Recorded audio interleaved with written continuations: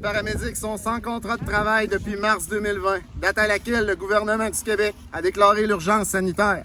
Les paramédics ont été fidèles à leur poste et tout comme les autres employés du réseau de la santé, ils ont accompli leur devoir en faisant face à l'inconnu, en s'adaptant jour après jour à de nouvelles directives, à de nouveaux protocoles.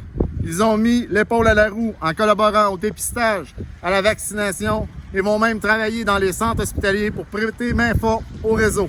Pourtant, on leur offre un traitement différent et on refuse de les reconnaître à leur juste valeur. Les paramédics sont les premiers arrivés et seront les derniers servis. Ce qui se passe présentement à la table de négociation est inacceptable.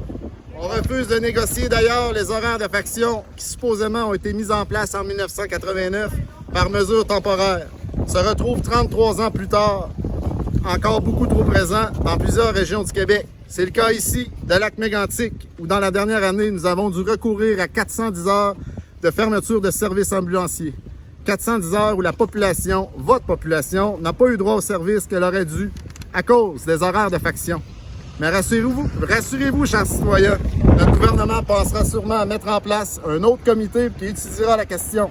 C'est assez, on mérite mieux, vous méritez mieux. Nous demandons à tous les élus qui, par leur position, ont un devoir d'assurer la sécurité de leur population, d'exiger l'abolition des horaires de faction. Monsieur le député Jacques, vous avez été paramédic, vous savez que nos demandes vont au-delà de simples revendications syndicales.